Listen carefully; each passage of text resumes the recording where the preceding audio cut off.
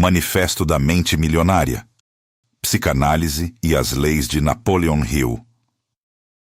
Se você sente que existe um teto de vidro invisível impedindo sua ascensão financeira, o problema não está no mercado, mas no seu inconsciente. Hoje, vamos realizar uma cirurgia na sua mentalidade financeira. Vamos unir os 13 princípios de Napoleon Hill à profundidade da psicanálise para entender por que você ganha o que ganha e como quebrar as correntes da escassez. Antes de começarmos essa jornada profunda, inscreva-se no canal, ative o sininho e prepare-se. Este vídeo mudará sua percepção sobre o dinheiro para sempre. O dinheiro, em sua essência mais profunda, transcende a mera função de meio de troca ou reserva de valor.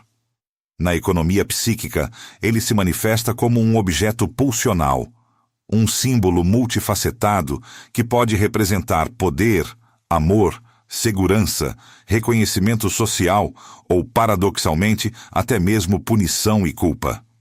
Napoleon Hill, em sua obra seminal Pense e Enriqueça, dedicou décadas à investigação das leis universais que governam o sucesso e a acumulação de riqueza. Ele identificou que o pensamento é a única esfera sobre a qual o ser humano detém controle absoluto. Contudo, a psicanálise, com seus pilares em Freud, Lacan, Tracy e Winnicott, nos revela que o pensar consciente é apenas a superfície de um vasto e complexo iceberg. Abaixo dessa superfície reside um oceano de influências inconscientes, crenças hereditárias transmitidas através das gerações, traumas de infância que moldam nossa percepção de valor e merecimento e identificações profundas com a escassez que, sem que percebamos, orquestram nossa realidade financeira. Essas forças ocultas atuam como programações silenciosas, determinando padrões de comportamento e reações emocionais que podem tanto impulsionar quanto sabotar nossos esforços em direção à prosperidade. A compreensão desses mecanismos inconscientes é o primeiro passo para desmantelar as barreiras invisíveis que nos impedem de alcançar a plenitude financeira. Quando Hill discorre sobre o desejo ardente como o ponto de partida para toda conquista, ele está, de fato, tocando em um conceito que Freud denominaria libido, a energia vital e psíquica que busca incessantemente a satisfação. A libido, em sua manifestação mais pura, é a força motriz por trás de nossos anseios, ambições e da própria busca pela vida. No entanto, a psicanálise nos alerta que, para muitos indivíduos, essa libido pode estar recalcada ou reprimida quando o assunto é riqueza. Esse recalque não é um acidente, mas sim o resultado de uma complexa teia de mensagens culturais, familiares e sociais internalizadas ao longo da vida.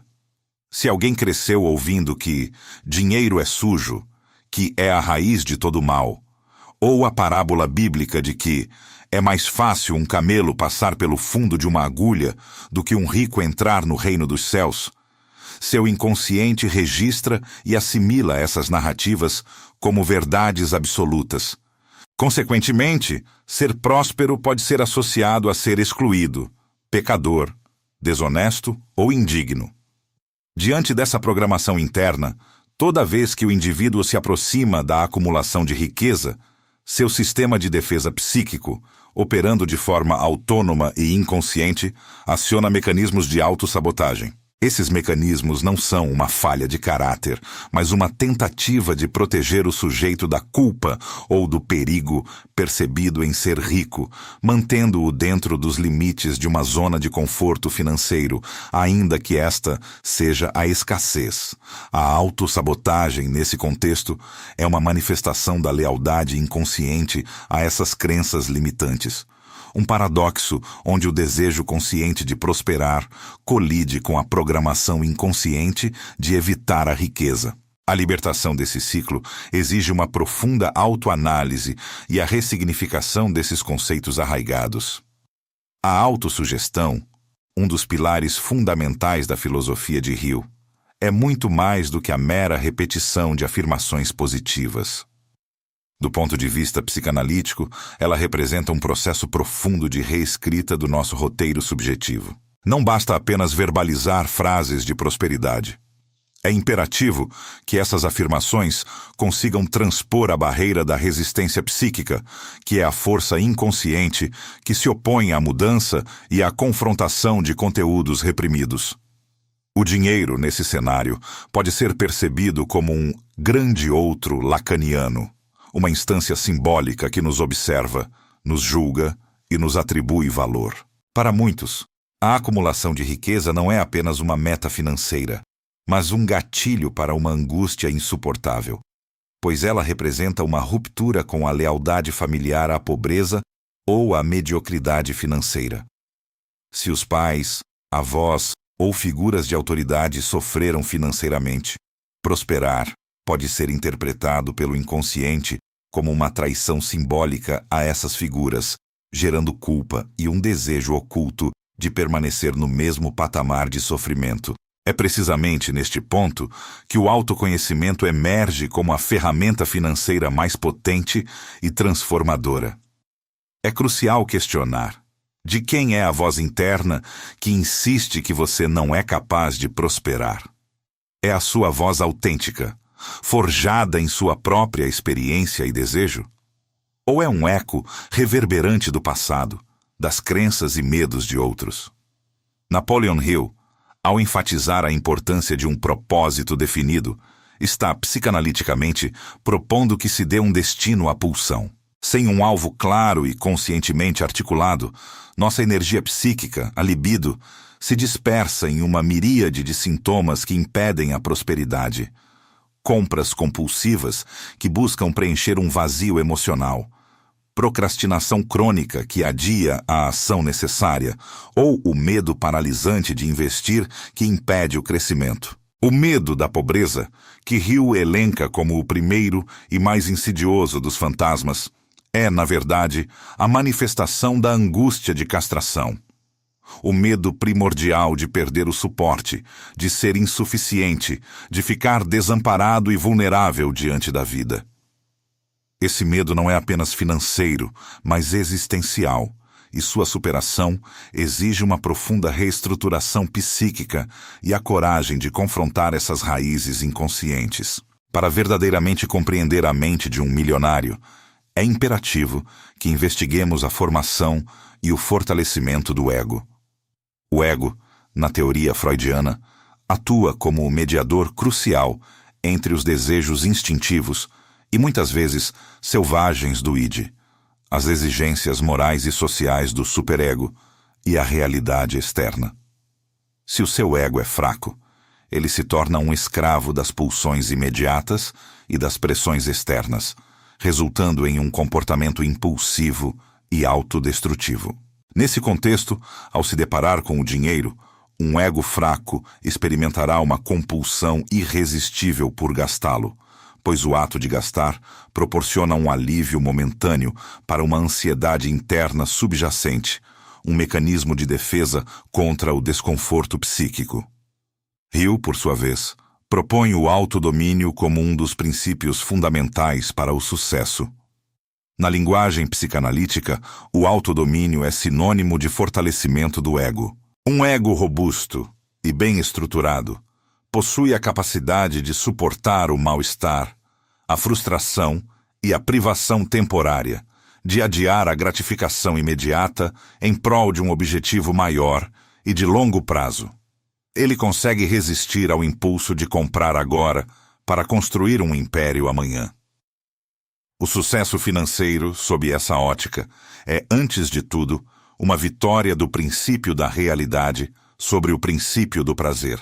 O indivíduo que vive exclusivamente para a satisfação imediata de seus desejos, sem considerar as consequências futuras, está condenado a um ciclo de escassez e dependência, pois a verdadeira riqueza exige a capacidade de adiar a gratificação, de planejar, de investir e de suportar o processo de construção.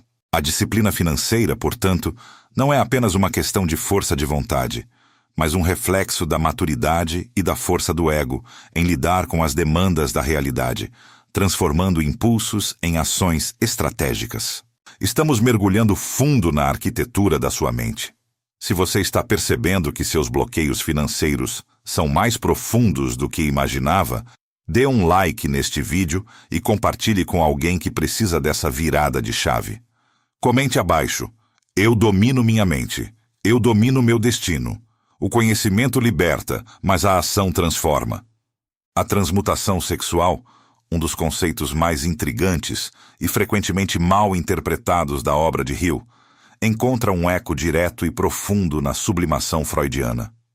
Freud postulou que a energia psíquica, a libido, que move nossos desejos mais básicos e instintivos, especialmente os de natureza sexual, pode ser desviada e canalizada para fins socialmente aceitáveis e produtivos. Essa energia, em sua forma bruta, é a mesma que, quando sublimada, é capaz de construir impérios, criar obras de arte, desenvolver inovações científicas e, sim, acumular riqueza.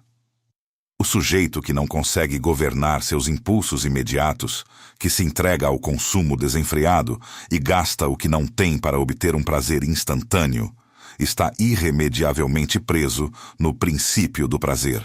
O enriquecimento, por outro lado, exige uma transição consciente e inconsciente para o princípio da realidade, onde o ego, fortalecido, é capaz de adiar a satisfação imediata em prol de uma construção sólida, duradoura e futura.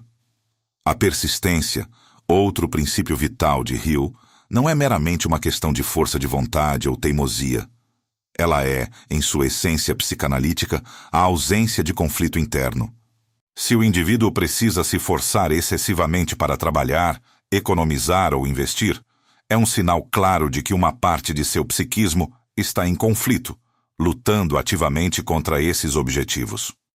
Quando a análise psicanalítica consegue remover esses entulhos psíquicos, os recalques, as resistências, os complexos, o esforço extenuante dá lugar a um fluxo natural de energia e produtividade. A mente mestra de Hill, que preconiza a união de indivíduos com propósitos semelhantes, também se alinha com a compreensão psicanalítica de que ninguém enriquece verdadeiramente sozinho, pois o desejo humano é sempre, em última instância, o desejo do outro. Ao nos unirmos a pessoas que compartilham nossos objetivos e valores, criamos um campo de identificação positiva que substitui o ambiente de crítica, inveja ou mediocridade que muitas vezes nos formou e nos manteve presos a padrões limitantes. Essa sinergia não é apenas uma estratégia de negócios, mas uma reconfiguração do campo simbólico que nos permite desejar e alcançar mais, potencializando a realização individual e coletiva. Aprofundando ainda mais na concepção da mente mestra, Jacques Lacan, com sua teoria do desejo do homem é o desejo do outro, oferece uma perspectiva crucial. Se um indivíduo está imerso em um ambiente social onde o dinheiro é visto como algo maligno, corruptor ou moralmente questionável, seu próprio desejo de ser rico será constantemente sabotado pelo medo inconsciente de perder o pertencimento a esse grupo. A necessidade de aceitação e a aversão à exclusão são forças psíquicas poderosas. Hill, ao sugerir a aliança com mentes superiores ou grupos de indivíduos com mentalidade de sucesso, está tecnicamente propondo uma mudança radical no campo de identificações do sujeito. Você deixa de se identificar com o sofredor, com o pobre coitado ou com o mártir financeiro e passa a se identificar com o realizador, com o empreendedor de sucesso ou com o acumulador de riqueza. Essa troca de espelhos, essa reconfiguração das figuras com as quais nos identificamos, é o que permite que a conta bancária comece a crescer e que a prosperidade se manifeste.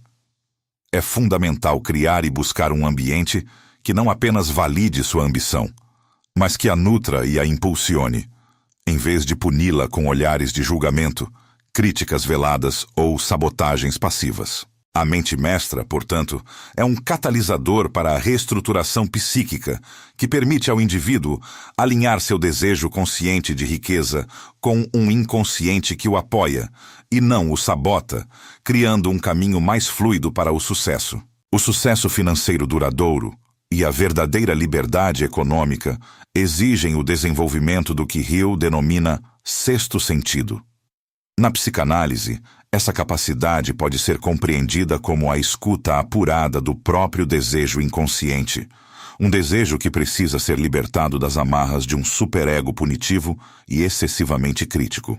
O superego, essa instância psíquica que internaliza as normas, proibições e ideais morais dos pais e da sociedade, é essencial para a civilização, mas pode se tornar um tirano interno. Ele nos cobra perfeição, nos impõe padrões inatingíveis e, frequentemente, nos chicoteia com a autocrítica implacável. Se o superego é excessivamente rígido, o indivíduo nunca se sentirá pronto para empreender, para investir ou para assumir riscos calculados. Haverá sempre a sensação de que falta um curso, um detalhe, uma certificação ou o momento ideal que nunca chega. Essa procrastinação e essa busca incessante por uma perfeição inatingível são, muitas vezes, mecanismos de defesa do superego para evitar a exposição ao fracasso ou à crítica. O dinheiro, nesse contexto, atua como um espelho amplificador. Ele não cria características, mas revela e intensifica quem você já é. Se você é fundamentalmente inseguro, a riqueza trará consigo um medo paralisante de perdas, de falência, de ser roubado ou de não ser digno dela. Se, por outro lado, você é generoso, criativo e proativo, o dinheiro ampliará essas qualidades, abrindo portas para novas oportunidades de expansão, de impacto social e de realização pessoal. Portanto, a verdadeira jornada para a riqueza não começa no mercado financeiro ou em estratégias de investimento, mas no divã da própria mente. Ao empreender uma análise profunda de suas faltas, de seus excessos, de seus medos e de seus desejos reprimidos, o indivíduo deixa de ser um escravo da repetição. Aquele ciclo vicioso de ganhar e perder, de trabalhar exaustivamente apenas para pagar contas ou de se contentar com uma vida financeira medíocre, e passa a ocupar o lugar de sujeito ativo de sua própria economia, de seu próprio destino financeiro. A escuta do inconsciente, nesse sentido, é a chave para desbloquear o potencial ilimitado de prosperidade que reside em cada um, permitindo uma vida mais autêntica e abundante. É crucial abordar o medo do fracasso, um dos maiores entraves à prosperidade. Para Napoleon Hill, o fracasso não é um destino final, mas um estado temporário, uma oportunidade de aprendizado, um teste para a persistência e a resiliência. Ele o via como um feedback, uma informação valiosa que indica a necessidade de ajustar a rota. No entanto, para a psicanálise, o fracasso pode, em certas circunstâncias, ser um desejo inconsciente oculto. Existem indivíduos que, de forma paradoxal e autodestrutiva, precisam fracassar para confirmar uma crença interna de que não são dignos de sucesso, de que não merecem a felicidade ou a riqueza. Ou, ainda, o fracasso pode ser uma forma inconsciente de punir figuras parentais ou de autoridade através da própria miséria e da não realização. Esse fenômeno é conhecido na psicanálise como reação terapêutica negativa, onde o sujeito, mesmo diante de oportunidades de melhora, se apega ao sofrimento e ao fracasso. Se você se encontra em um padrão onde sempre bate na trave, onde o sucesso parece estar sempre ao alcance, mas nunca se concretiza, é fundamental fazer uma introspecção profunda e questionar: a quem meu fracasso serve? Quem eu estou tentando punir ou agradar ao não ter sucesso? A quem estou sendo leal ao permanecer na escassez? A liberdade financeira só pode ser alcançada quando cortamos o cordão umbilical das expectativas alheias e das lealdades inconscientes. Quando o indivíduo assume a responsabilidade total e incondicional por sua vida financeira, Ele se torna o pai e a mãe de si mesmo, o arquiteto de seu próprio destino, livre das amarras do passado e das projeções externas. Essa autonomia psíquica é a base para a construção de uma prosperidade genuína e sustentável, desvinculada de padrões autodestrutivos. Hill enfatiza a importância da decisão rápida e assertiva. Na psicanálise, a indecisão crônica é frequentemente interpretada como a paralisia do desejo. Ela não é apenas uma falta de clareza, mas um medo profundo de escolher e, ao escolher, ter que abrir mão das outras possibilidades. O indivíduo indeciso deseja ter todas as opções abertas, temendo a perda inerente a qualquer escolha. O milionário, por outro lado, compreende que toda escolha implica uma perda, um sacrifício de uma alternativa em favor de outra. No entanto, ele está disposto a perder o pequeno, as opções secundárias, os prazeres imediatos, os medos infundados, para ganhar o grande, o objetivo principal, a visão de longo prazo, a liberdade financeira. O indeciso, ao tentar ganhar tudo sem perder nada, acaba perdendo o ativo mais valioso e irrecuperável, o tempo. O tempo, uma vez gasto, não pode ser recuperado, e a indecisão consome-o de forma implacável. A riqueza, portanto, é a filha legítima da coragem de decidir, da capacidade de assumir riscos calculados e de seguir em frente com convicção, mesmo diante da incerteza. A decisão é um ato de afirmação do desejo, um rompimento com a passividade e a entrada em um modo de ação que transforma a realidade, impulsionando o indivíduo em direção aos seus objetivos mais elevados. Por fim, a concepção de inteligência infinita de Hill e o inconsciente coletivo de Carl Jung convergem para a ideia de que existe um vasto campo de ideias, insights e recursos disponíveis para todos os seres humanos. Esse campo, que transcende a mente individual, é uma fonte inesgotável de sabedoria e criatividade. No entanto, esse acesso não é automático. Ele só se abre para aqueles que possuem uma mente limpa de ruídos neuróticos. Se a mente de um indivíduo está constantemente poluída por sentimentos de inveja, medo, raiva, ressentimento, culpa ou autocrítica excessiva, ele está sintonizado em uma frequência de escassez.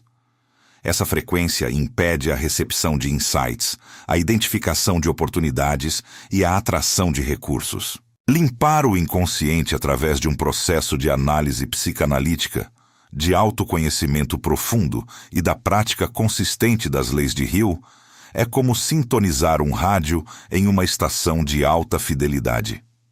De repente, as ideias inovadoras aparecem com clareza.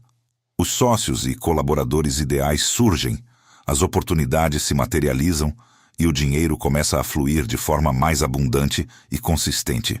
Isso não é mágica ou misticismo, mas o resultado direto do alinhamento da estrutura psíquica do indivíduo com as leis naturais do valor, da troca, da abundância e da criação. A prosperidade, nesse sentido, é uma manifestação externa de uma harmonia interna, um reflexo de uma mente que se libertou de suas próprias amarras e se abriu para o fluxo da vida, criando um ciclo virtuoso de crescimento e realização. A riqueza que você busca está escondida atrás do medo que você evita encarar. Use esses princípios para não apenas mudar sua conta bancária, mas para transformar sua existência. Se este conteúdo fez sentido para você, verifique se está inscrito e deixe seu comentário sobre qual crença limitante você decide abandonar hoje. Sua mente é o seu maior ativo. Invista nela. E o mundo investirá em você. Nos vemos no topo, onde a liberdade mental e financeira se encontram. Você vai continuar sendo prisioneiro da sua história ou vai se tornar o arquiteto do seu destino financeiro? O conhecimento sem aplicação é apenas uma nova forma de autossabotagem. Por isso, se este conteúdo deu um nó na sua mente e abriu seus olhos, eu tenho um desafio para você. Inscreva-se agora para não deixar sua mente voltar a dormir. Deixe seu comentário abaixo com a frase "Eu autorizo minha prosperidade". Ao escrever, você está sinalizando para o seu inconsciente que o jogo mudou. Compartilhe este vídeo com aquela pessoa que você quer ter na sua mente mestra. Sua conta bancária é um espelho da sua mente. Mude o reflexo e você mudará o mundo ao seu redor. Nos vemos no topo, onde a liberdade mental e a financeira finalmente se encontram. Até o próximo vídeo.